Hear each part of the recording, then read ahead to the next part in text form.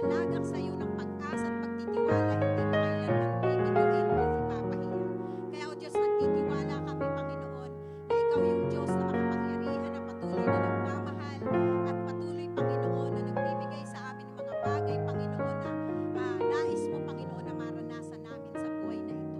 Sa araw na ito, Panginoon, pupurihin ka namin, sasambahin ka namin muli sa Espiritu at sa katotohanan, O Diyos. Magpupuri kami, Panginoon, at patuloy, Lord, na ipinagkakatiwala namin sa inyo ang aming mga buhay. Nawa ito, Panginoon, ay maging mabangong samyo sa iyong banal na harapan.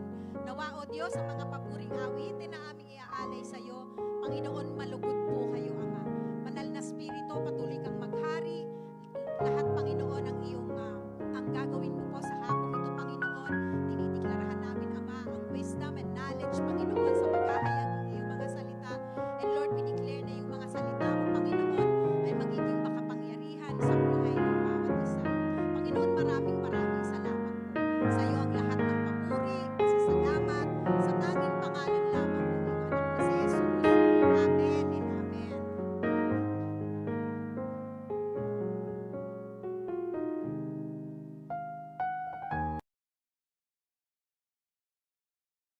Hallelujah! Sige po, ibigay po natin ang pinamakainam na palakpak para sa Diyos. Hallelujah! Sa umagang ito, salamat Panginoon.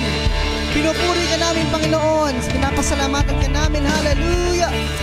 I know that each and every one of you is ready to give praise to God. Hallelujah!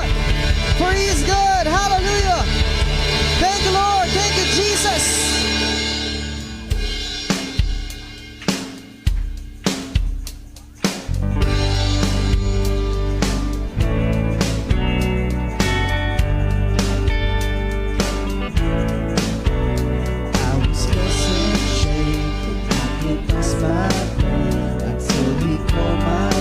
Sing.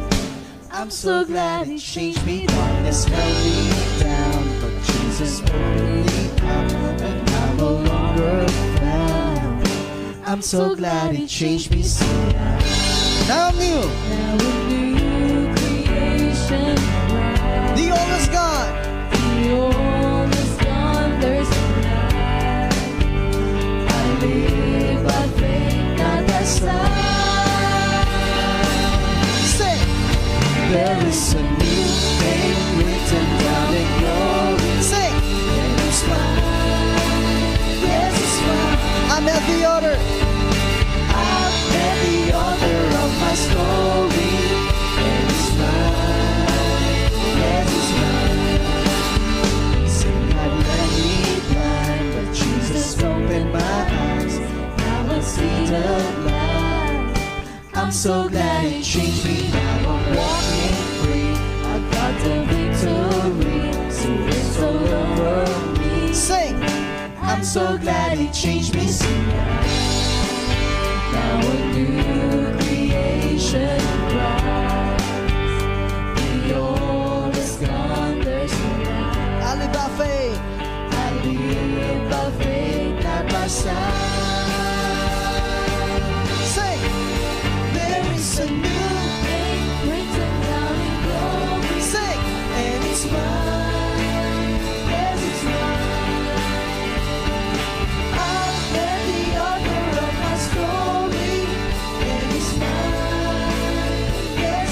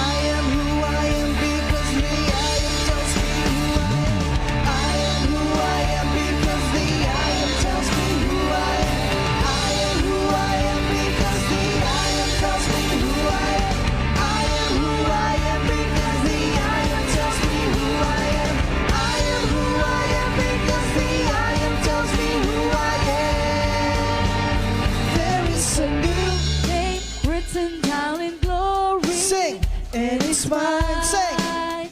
Yes, it's mine. I'm at the altar. I'm at the altar of my story, and it's mine.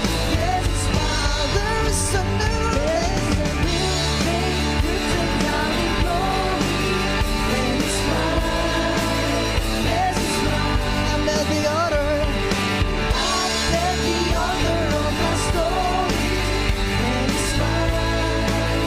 Yes, it's mine. It's a new thing written down in glory, and it's mine.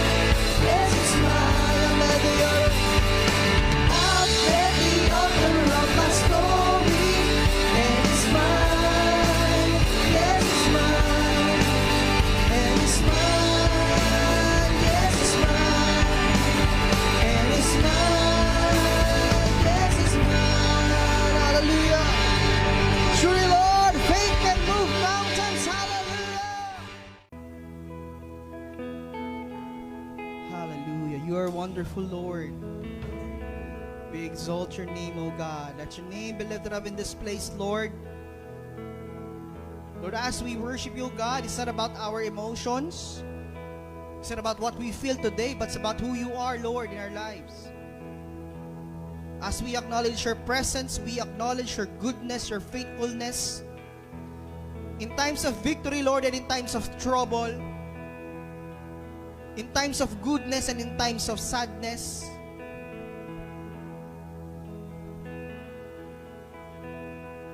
in times of triumph and in times of defeat, Lord, you are with us. And we are experiencing your power today. You are beautiful, Lord.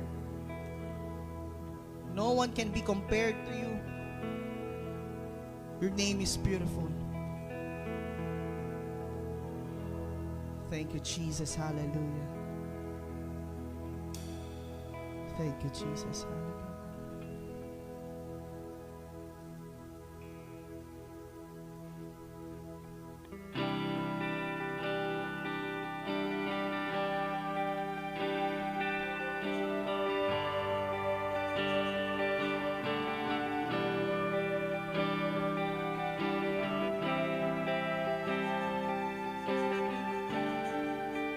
Who compares to you?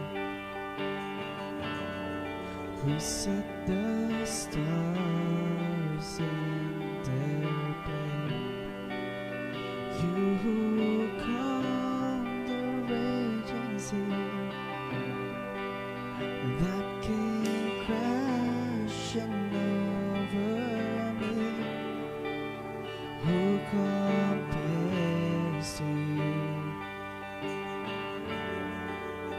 You who brings the morning light, the hope of all the earth,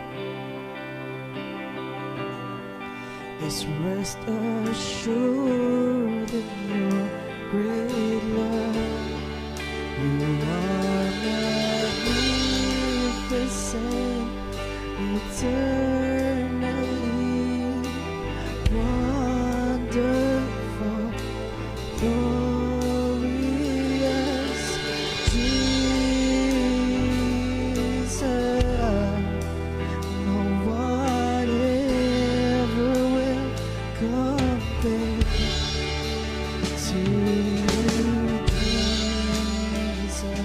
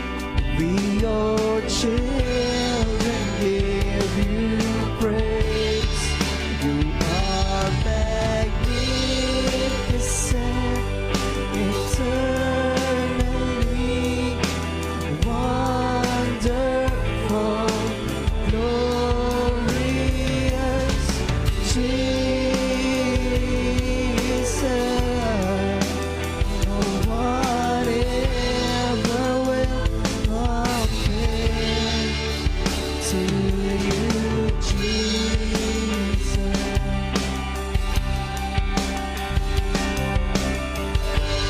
Hallelujah. When hallelujah, you call for songs of joy as the morning wind. We are children, Lord.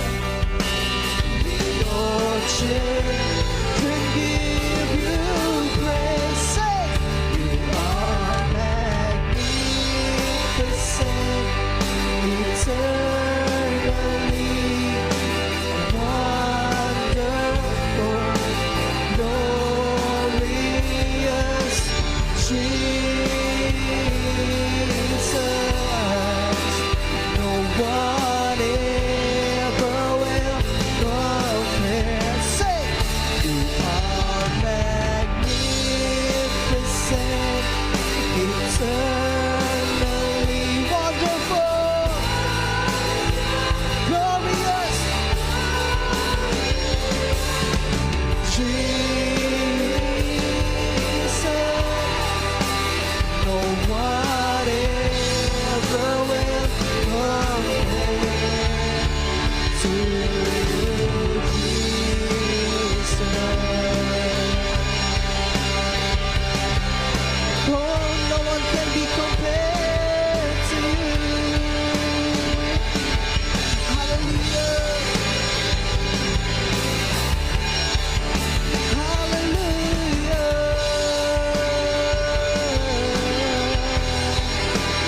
No one ever will compare. You are magnificent. Say, eternally wonderful, glorious Jesus. No one ever will compare. You are magnificent, eternally wonderful, glory, Jesus. No one compare. You are magnificent, eternal, wonderful, Jesus. No one ever will compare. You are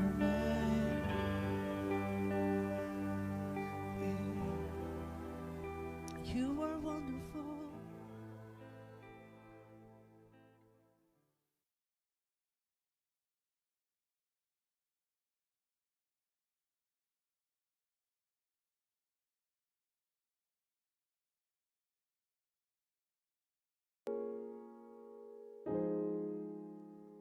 Hallelujah. Praise the Lord. Let's continue to honor God. Praise the Lord. Hallelujah. Thank you, Jesus. Sige po, tumayo tayong lahat and let's do what is given sa ating pong offering ngayong hapong ito. Panginoon, kami nagpapasalamat sa mga handog na ito, Panginoon, na may aalay sa iyo. Dinideklara namin ang iyong kaharian. Panginoon, sa mga buhay na aming mapapatuloy bigay sa hapon ito, we declare abundance, prosperity, provisions upon them, kingdom abundance, kingdom authority and power. We thank you, we love you. In Jesus' name we pray. Amen and amen. Hallelujah. Sige po, let's settle down. Amen. And let's all listen to the word of the Lord this afternoon. Amen. Ang title po ng mensahe ngayon sa hapong ito is The Appointed Season of Harvest. Amen. The Appointed Season of Harvest. In Galatians chapter 6, verse 9, NIV version, it says that, let us not become weary in doing good, for at the proper time we will reap a harvest if we do not give up. Again, Galatians 6:9, let us not become weary in doing good, for at the proper time we will reap a harvest if we do not give up. When we talk about things that we do good, amen, it's not just in a relationship between one person to another. Amen. Mabuti. Amen. Kayo ba'y nandyan pa? Wag ho daw tayong maging mapagod sa paggawa ng mabuti. Amen. Mabuti. Iba say the word mabuti? Iba ang mabuti sa tama. Kasi po minsan, dahil ginagawa mo ang tama, nakakalimutan mong maging mabuti. Amen? There are certain things in life that we are somehow going to wait, doing what is right and doing what is good. Amen? Kayo ba'y nandyan pa? May mga bagay po sa buhay natin kung saan tinitimbang natin kung gagawin mo ba ang tama at gagawin mo ba ang mabuti. Amen? Ang sabi po dito, for at the proper time, sa araw na itinakdan ng Diyos, no, we will reap a harvest if we do not give up. Amen. Farmers, when they plant a seed, they wait. It's not just an overnight. It's not just on the next 2 days. It took them months for them to reap. Amen. Kayo ba'y nandyan pa? For at the proper time. Ecclesiastes 3:11, He has made everything beautiful in its time. Amen. There is a season between sowing and reaping that often challenges our faith, our patience, and our endurance. Amen. We pray, we fast, we serve, we give, yet we wonder, minsan, Lord, when I will see my harvest. Am I right? But, according to Galatians 6:9, God's timing is perfect. What we think are delays are not denials, but they are just preparations. You may not see the fruit yet, but your appointed season is coming. Mga kapatid, I would like to encourage everyone to keep sowing, keep believing. Your harvest is nearer than you think. Amen. In Ecclesiastes chapter 3, verse 1, it was mentioned that there is a principle of seasons. Amen po ba? In an appointed season of harvest, there will always be what we call the principle of season. Kapag sinabi kasing principle, operations How it happens, right? Ecclesiastes chapter 3, verse 1 says, there's a time for everything, in a season for every activity under the heavens. Amen. Ang Diyos po ay nag-ordain ng seasons in the natural realm at the same time in the spiritual realm. Amen. Spring, di ba may 4 seasons? No, hindi orange, pomelo, mangga, tsaka pineapple yan, ha? Okay. Pati yung 4 seasons, juice yan, liya po niya. Okay. Talk about 4 seasons. We talk about spring, summer, autumn, and winter. Kapag spring, tagsibol, summer, tag-init, autumn, taglagas, at winter, taglamig. Tama po ba? Spring is the season of sowing. Amen. You plant in faith but see no results yet. Amen. Summer, it is the season of growth. Amen. Your faith is tested. The enemy tries to scorch your trust in God. Amen. Autumn, the season of waiting. You see signs of change, but the full harvest has not come. Winter, the season of refinement. God strengthens you for the next breakthrough. But the problem is, many believers give up too soon. Right before their appointed season arrives. Amen po ba? Kayo ba'y nandyan pa? Ano po ba yung danger ng pag-aalala? Okay? Ang sabi ng Isaiah 40:31, but those who wait on the Lord shall renew their strength. They shall mount up with wings like eagles. They shall run and not be weary. They shall walk and not faint. Amen. Alam mo, weariness is one of the enemy's greatest weapon. Yung mapagod ka, yung mag-alala ka. Amen? Satan doesn't need to destroy you. He will make you exhausted. Can I hear an amen? Sabi ko, di ba, Satan can no longer touch you, can no longer destroy you. Ang gagawin niya, he just needs you to papagurin ka niya. So he will give you a bunch of things that you will think of. He will discourage you, torment you, in the things or tempt you that could ruin your mind. Papagurin ka niya. He doesn't need to destroy you because he can't touch you. He will make you tired. Amen. What are the 3 causes of spiritual weariness? Ano ba yung 3 causes bakit po napapagod po ang isang tao? Number 1, delayed answers to prayer. Tama? You prayed, but it seems nothing is changing. Number 2, spiritual opposition. You started stepping out of faith and now battles are intensifying. Doing your things on your spiritual opposition. Instead of doing it, the battle, starting it spiritually, do it on your own way. You go outside the spiritual, you're battling it alone without any help coming from God. Pero totoo po, ang battle sa buhay, it always starts spiritually. Amen? Number 3, lack of visible fruit.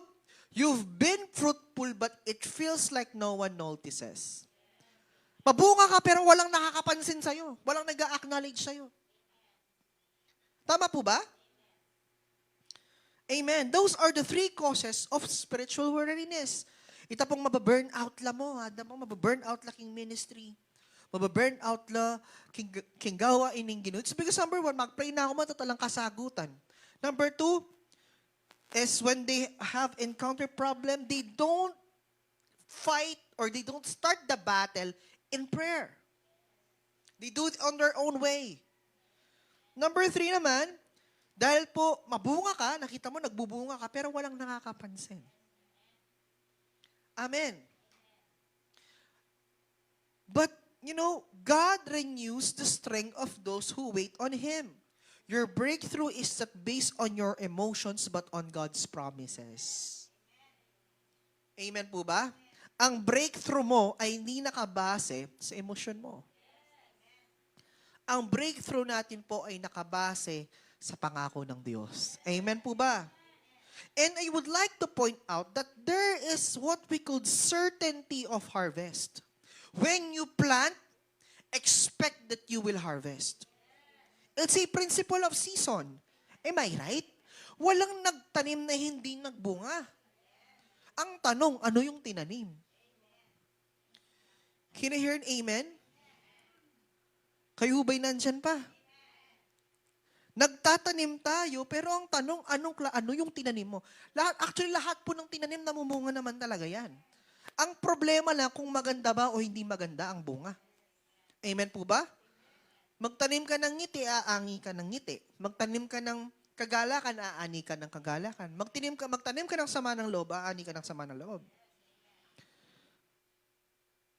Tama po ba? Magtanim ka ng galit, aani ka ng galit. Try mo. Diba? Pag nainis ka, buong araw, bad trip ka eh. Tama po ba? Lalo na pag wala kang pera. Amen? Yan yung sa mga dahilan, bakit po yung minsan, yung mga tao, bakit palagi silang galit? Kasi wala silang pera. Oo nga naman. No? Gusto mong umayos yung itsura ng tao, diyan may pera, sali sa iyo. Amen? But I would like to point out that there is a certainty on harvest. Psalms 125 verse 5 to 6 says, those who sow with tears will reap with songs of joy. Those who go out weeping, carrying seed to sow, will return with songs of joy, carrying sheaves with them. Alam niyo po, ang Diyos ay hindi unjust to forget their labor. No? God is the God who knows everything. He knows every work that you do for His kingdom. Every act of faith, every prayer, and every sacrifice, He sees it all. Amen po ba? Lahat ng pagod, lahat ng kabigatan, lahat ng pinagdadaanan mo, alam ng Diyos. Even your darkest secret, God knows it.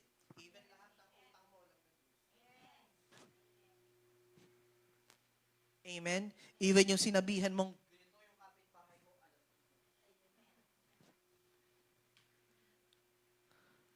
can you hear an amen? Even if you planted in tears, sabi nito, you will reap in joy. The harvest is not a possibility, it is a promise. Amen? Kapag po nagtanim ka, hindi siya posibilidad na umani ka. Hindi po siya possibility. Pangako yun. Kapag kasi possibility, there is a probability that it may happen and it may not. Posible. Ibig sabihin, pag posibleng mangyari, there is still uncertainty. Meron pa ring point na parang hindi siya sure. But when you know that it is a promise, whether you like it or yes, it will happen. Can I hear an amen?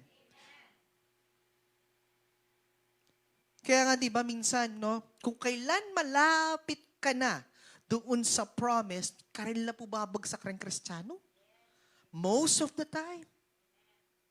Kung kapilan ikit na neing promised land, doon pa sila hindi nakapasok. They spend their lives, 40 years, roaming around the wilderness. They already saw the promised land. Tama? Nakita nila ang lupang pangako ng Diyos, a land of milk and honey. It's a promise. It's called the promised land. Oo, bakit kung kailan dapat sila makakapasok, bakit hindi sila nakapasok? Because they give up. They give up trusting God. Can I hear an amen? Again, your harvest is not a possibility. It's a promise. Amen? Meron po ba tayong pinapangako? Meron po ba tayong pinalangin sa Diyos? Ang dami na nating pinanalangin sa Diyos, no? Minsan ako may mga prayers ako nakalimutan ko na, tapos ngayon naalala ko dahil tinugon niya eh. Kaya nga sabi nga nun, He has made everything beautiful in its time.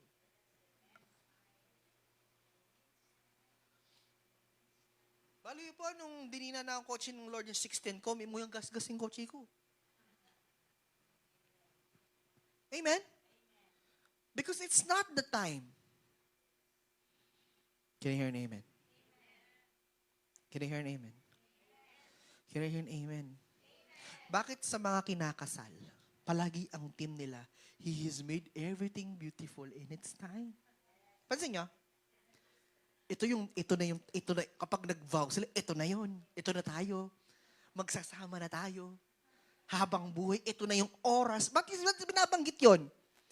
Because they know that it is the right timing. Walang makakapigil sa atin. Mga ganun yung mga vow, di ba? Tuwing kasal. Bakit? Because they knew that it is the time. Pero pansin niyo po yung mga teenagers na agad mag-asawa. Ano yung result ng urgency? It's not beautiful. Because the right timing is beautiful. So beyond timing is not beautiful. Hello? Ugly. Sorrow. Hello? Sino matapang dito kakain ng duhat na hindi hinog? Sige nga, kumain tayo ng duhat na hindi hinog. Kumain tayo ng saresa na hindi hinog. O yung duhat. Diba? You can never, it's there. Amen? It's there, it's present. Nag-i-exist siya. Pero mamadaliin.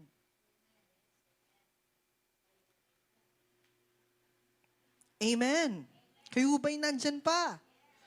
Naiintindihan po ba natin, no? Yung appointed season ng harvest ng Diyos. Amen. So, huwag po tayo mag-alala. Number 4. No? What to do while you wait? Ayan. Ano pong gagawin natin habang naghihintay tayo? Amen. Pastor Jing, paano na? Preaching na, paano niya maninaya? Natural! Kung ayaw mong maghintay, umuwi ka na kay Lord. Hello? It's biblical. We are waiting sa Diyos. Kung ayaw mong maghintay, umuwi ka na.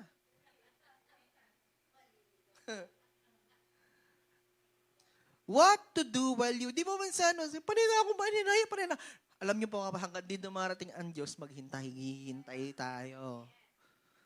Amen! What to do while you wait? Number 1, keep doing good. 1 Corinthians 15:8.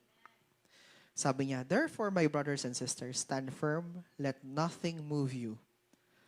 Always give yourselves fully to the work of the Lord, because you know that your labor in the Lord is not in vain. Keep doing good. Always give yourselves, hindi half. It's not partial. He says what? Fully.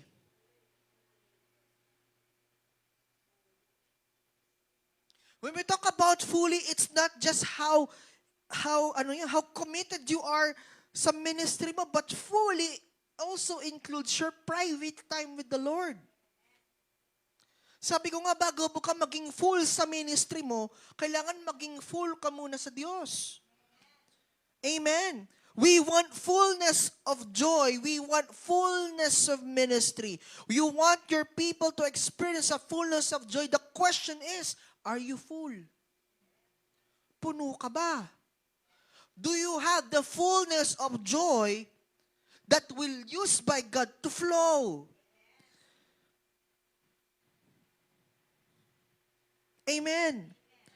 Gusto natin, meron po ako nakitang vision, gusto ko po ganito, gusto ko po ganyan, gusto po mag-ministry. Yes! Nandun yung eagerness, nandun yung enthusiasm, nandun yung word na zeal. For God, for the ministry. But the question is, are you full? Puno, hindi po yung full, no? Hindi yung F-O-O-L, it's full. Puno.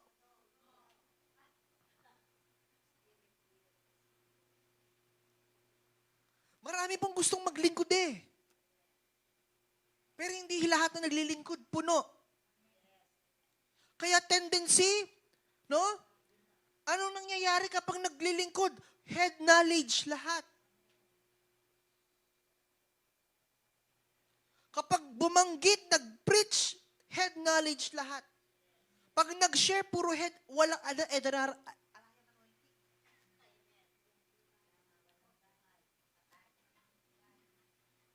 Totoo, di ba po?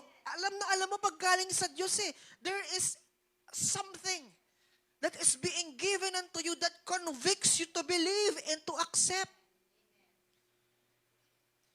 Amen. Yung may kapupuntahan, yung lalabas ang tao sa kongregasyon, puno. Matatapos ang RRF ninyo na, wow! Isang round pa. Itang alab na mo, mayaring sobrang ganda ng sharing. Hindi po dahil sa hype. Hindi dahil sa entertainment or programa, because you are full. Amen. Kaya always give yourself fully to the work of the Lord. The work. Give yourselves muna fully then to the work. Ibigay mo ng buong-buo ang sarili mo para sa Diyos. Work doesn't just means doing your ministry, but it is the totality of you as a believer. The totality of you as a child of God. Because you know that your labor in God is not in vain. Kasi po, kung basihan natin paglilingkod, paano yung mga matatandang Kristiyanong matandang naging Kristiyano? Ibig sabihin, hindi sila nagtatrabaho? Ibig sabihin, they are not blessed? Oh. Paano yung mga yon? Paano po yung, let's say, bedridden lang yung may born again la? Palagay yun, blessed? Because they are not doing the work of the Lord in terms of ministry. No, it's not. It's because being full.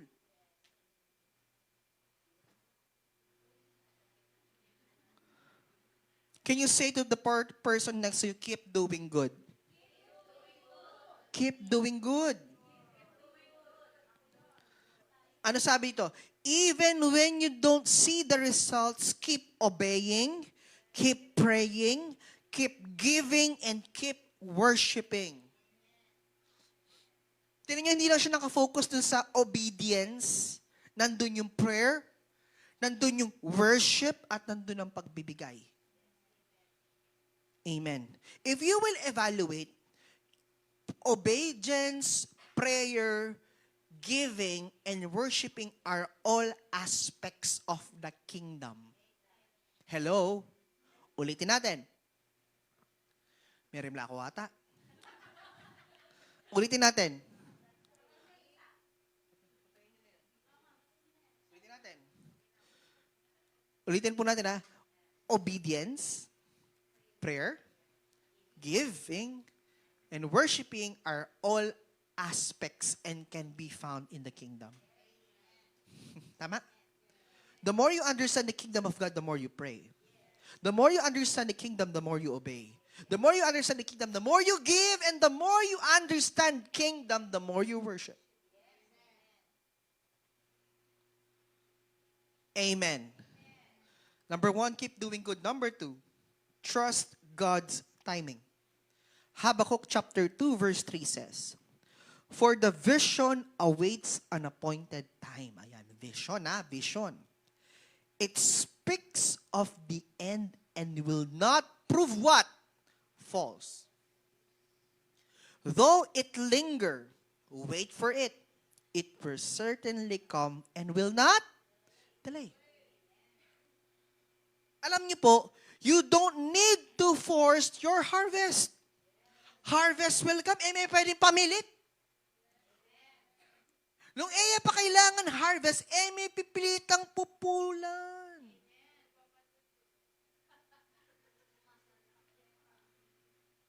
Amen? Di ba sabahan ko pang time deposit ka? May pupulang at alitang exact time binye mo. Tama? Sa time deposit. Kahit sa'yo yun, di pwedeng kunin.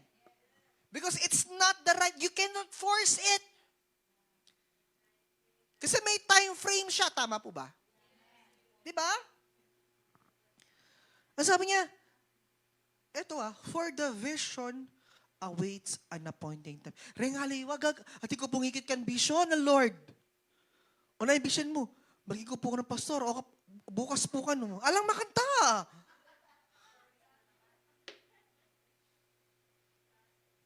Jesus took 30 years before He started to do His ministry.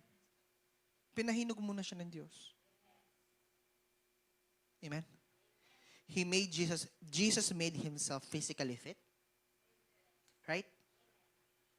A person who has so much wisdom. Spiritually fit. Mentally and emotionally fit. Amen? Imagine if Jesus died as a teenager. Do you think He could bear the pain by having a small body? Of course not. Ako minsan tinanong ko yun, Lord, bakit? What if you died as a child and not as an adult? Why is that? Yung mismong 30 years old, 30 years human age, ang itinakda ng Diyos nung nag-minister si Jesus.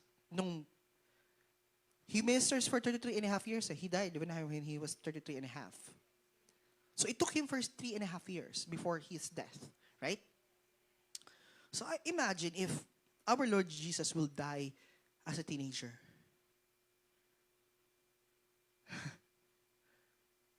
The vision was given to Isaiah. Right? The vision was given to prophet Isaiah.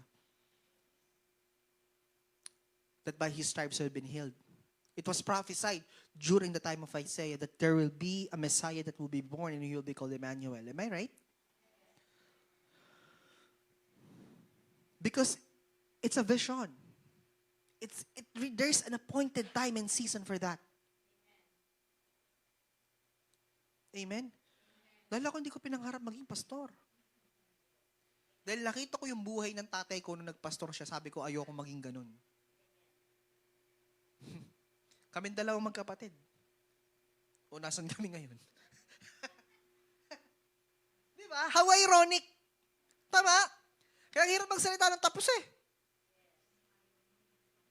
Tama po ba? Kaya sabi ko, ayoko maging pastor.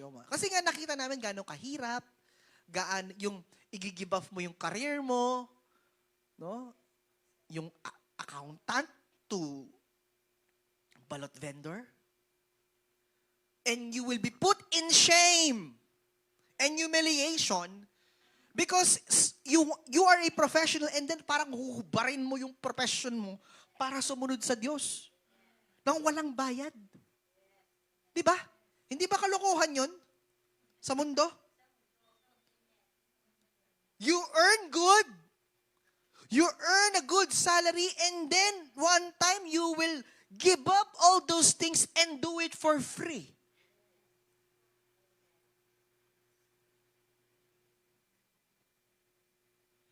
Amen. Sa mundo, it's foolishness. Sorry for the word, sa ibang tao, tawag ko katangahan.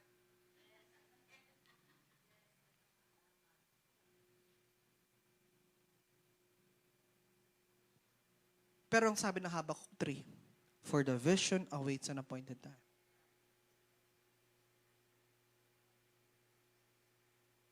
And He will not prove it false. Kapatid, whatever vision you have, hawakan mo. Hawakan mo. Ito yung word ko, kagagagad. Wait for the right time that you are 100% ready. Dahil ang hindi what if bukas talaga? Wala naman tayong magagawa. Pero kapag sinabing vision, it really takes time. Kaya ka tinawag vision eh.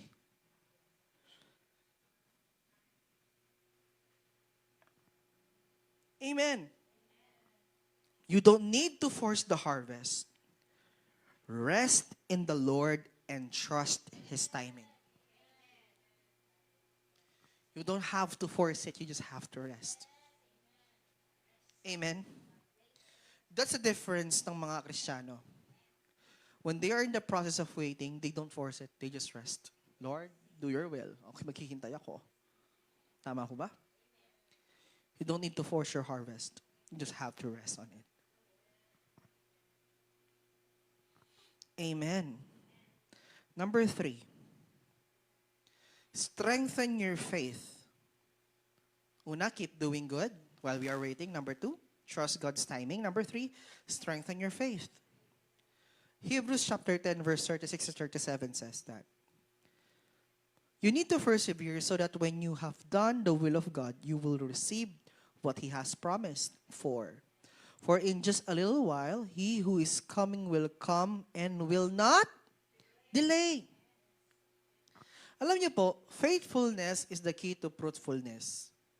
If you want to be fruitful, then stay faithful. Can I hear an amen? If you want to be fruitful, stay faithful. Faithfulness in all aspects of your lives. Obedience, prayer, worship, amen, and giving. Faithfulness in giving. Amen. You want to earn 100-folds, you have to be faithful. Amen. Amen. Amen. First fruits. Alam niyo po, isa sa mga first fruits na results ng first fruits ko last year was my DepEd ranking. My DepEd possession. Amen? So, ang first fruits, it really depends upon you. Amen. Be faithful with giving. Marami kasing ways ang pagbibigay eh. Hindi lang sa pinansyal. Amen? Maraming paraan ng pagbibigay. Hindi lang sa pinansyal umiikot. Amen? Kayo ba'y nandyan pa? If you want to be fruitful, then stay faithful. Obedience, prayer, worship, and giving. Psalms 92 verse 12 to 13 says, sabi niya, stay planted and you will flourish. Ano po ba yung definition ng flourish? Magbubloom ka. Stay planted and you will flourish. Ibig sabihin ng stay planted, stay connected to the right source and you will flourish. Iwan mo yung right source mo, you will wither. Ito yung ano. Ito. Hallelujah, Lord. Hallelujah. Okay. Ito try mo mag-disconnect sa right connection. You will wither.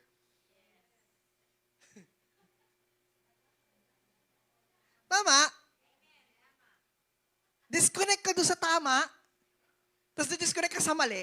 Okay, una, wala pang epekto eh. But suddenly, because, di ba po, kapag po yung halaman, inalis po natin siya sa tamang loam soil, connect mo siya sa sand, hindi naman siya agad-agad mag-wither eh. Mga ilang araw pa yan. Bakit? Kasi po, bakit siya nag-wither? Or bakit siya nalalanta? Kasi wala nang nutrients na nakukuha. Tama? Why? Because that particular plant is not connected with the right soil. Are you getting the point? Di ba? You remove the fish to the water, the fish will not immediately die. Kasi kayo mo king banyera, kanya-kanya lapi eh. Di ba? But sooner or later, they will die. Because their source of life is water.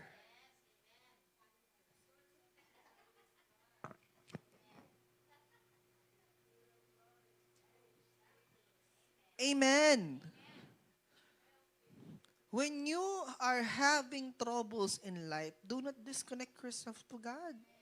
Yung sabihin mo ako, paboran nyo ko pa. Ako pa mag-church, paboran nyo ko pa. O kapatid, lalo kang mali.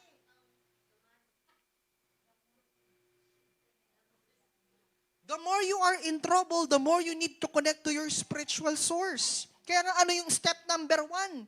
Diba? Sabing ganon? Ano yung spiritual awareness? Spiritual opposition? Diba? Amen. Stay planted and you will flourish. Amen.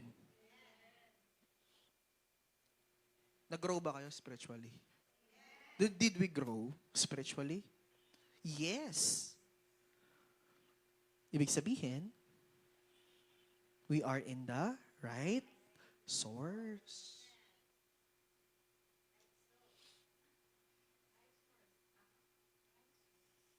Right source. Stay planted.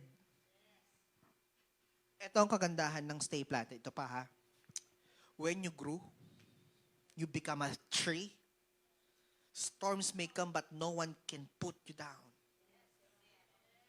Because you have a strong foundation. Kahit Yolanda pa ang dumating, hindi ka basta-basta mabubunot. Kasi tama yung pagkakatanim sa'yo.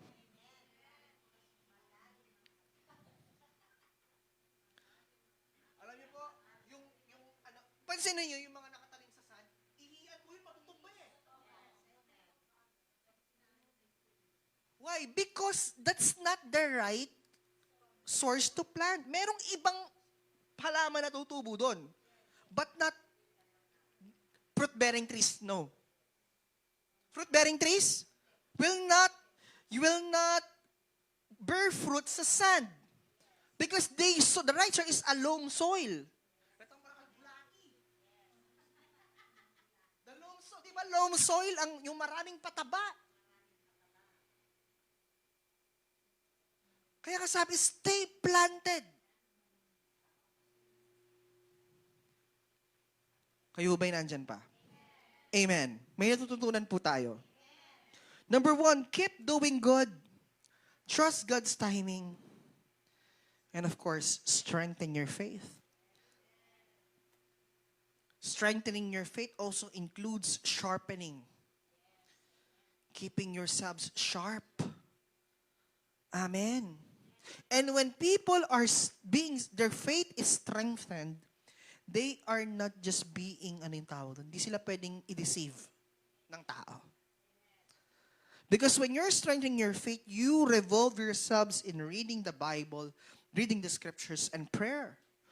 When you are in that particular situation, reading the Bible and prayer, di ka basta-basta madi-deceive. Amen. Amen. Kapatid, your harvest is coming. The season of harvest is coming. Only God knows when. Amen? The Israelites should take only 11 days. But it took them 40 years. Hello? Ulitin ko po, delays are not denials. They are just preparations. No? Amen? Kung hindi tayo nade-delay, alam niyo po kapag meron gustong ituro ang Diyos sa atin eh. Meron siyang character na gusto mong matutunan. Meron na character na gustong ituro sa atin ng Diyos na para kapag ibinigay niya, you have the right character to handle it. Amen? How can He give you a ministry of people if you do not have patience with people? Diba it doesn't make sense? Amen? How can God entrusted you leadership if you don't have the right attitude to be committed on time? You know why people somehow stayed to be, bakit may iba na unang nagiging leader? Yung may iba, di ba may nade-demote sila? Amen? It's because in every, sabi nga, di ba, sa season shift na, natin, series ng youth, no? Every season, iba. Every season, iba. Yung sa week 3, yung pinreach ko, different season, different mindset. Yung season mo last year, maaaring hindi ganun nung nangyayari this year. Di ba? Your year 2024 is not the same for your year 2025. Yung bang nangyari siya noong January, mangyayari din sa 2025? Hindi! Kaya nga ito, di ba, evaluate natin sa bakit po may napopromote, merong nade-demote? It's because, kapatid, pag hindi ka nakasabay, hindi mo na-meet yung right character, di ka naka-adjust doon sa season. You have not accumulated the right character, kapatid. Hindi pag-fit sa'yo yung, kaya nga, di ba, sabi ko nga nun, yung appointed season, baka hindi para sa inyong lahat. Para siya dun sa makaka-adapt. Sa istorya ng Israelites, ang naka-adapt 2 lang. Di ba? Ang lupang pangako ay para sa lahat ng Israelita. Tama? Tama po ba? It was a promise given to Moses for the entire Israel tribe. Amen. But the problem is, the one has a different mindset, a different character, who can adapt to the season is just Joshua and Caleb. Kapatid, ask yourself, am I Joshua and Caleb? Kasi kapatid, kung hindi ka sasabay dun sa gustong mangyari ng church, kapatid, hindi ka makakapasok sa promised land. This is a word coming from the Lord. If di ka makakasabay sa panawagan ng iglesia, kung sa ano ang gusto maging takbo ng Diyos this season, no? You cannot enter the promised land. You can only see it. But enjoy it. See its fullness. Akit nga. Bakit si sister ganito? Bakit si sister namumunga siya? Ako hindi. O nakapasok siya, ikaw hindi. Boom! Naiintindihan po natin? Yung turo, yung story ng Promised Land, no? May dalawang naka-adjust eh. May dalawang naka-adapt. And then the rest hindi. Even Moses.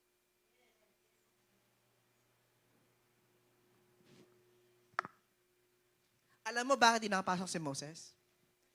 Because Joshua has the right attitude inside the Promised Land. Paano si Moses? Gino si Moses eh. Lord, layo ko mula Israel, tapos patayin mula. Di ba? Minig siya makipag-bargain. Kasi nga, ang Promised Land, conquering eh. Hindi ka pwedeng merciful. Kasi ang attitude to conquer promise, it should be what? Brave and boldness. That's the season na dapat mindset na meron ka. Papasok ko ng Promised Land, ang sabi naman is, hindi natin kaya. Sabi ng Lord, hindi, kaya natin. Ang mindset na dapat na meron sila sa Promised Land should be boldness. And ang meron nun si Joshua at si Caleb. Amen. Kaya nga, the double portion of Moses was Joshua, the successor para si Moses. Lord, leko mula Israel, patin mula mo. Ito si Joshua, ganito mag-isip. Lord, rengek sunod kaya ka matela. Di ba? Ang hindi susunod sa'yo, mamatay. Ang hindi sasamba sa'yo, mamatay. Look how... Kasi yun yung kailangan. Yung tapang, papasok ng promise. Tama po ba? May higante eh.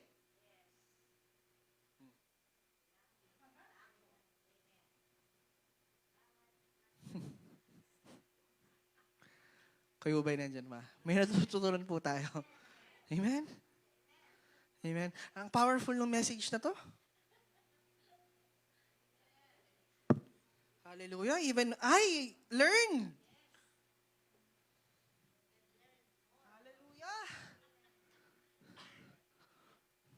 Inaanyayahan ko po lahat na dumalo ng midweek service. Yung mga hindi nyo naririnig sa preaching, maririnig nyo dito. Amen. Kung nabitin kayo sa preaching, pwede po kayo pumunta dito. Manood po tayo ng live stream. I-like po natin ng page. No? Para po we are always updated. Di totoo, di ba? Di ba? Dito na talagang wala akong oras na inaano eh. Hindi ako limited ng oras. Kasi walang next service. Hindi ko minamadali yung mensahe ko. Anam naman niya pa.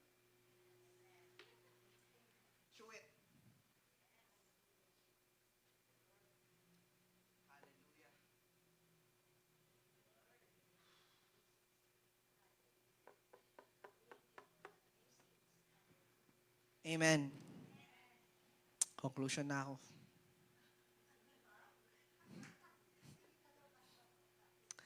Hallelujah. Conclusion. Your harvest is coming. Amen. Kapatid, do not allow weariness to rob you or your God-ordained season. Kapag ordained, itinakda yun. Amen. Your appointed time is coming, so don't stop now. Keep sowing, keep believing, keep waiting in faith, because in due season you will reap. Your appointed time is near. Amen. Amen. Sige po, tumayo tayong lahat.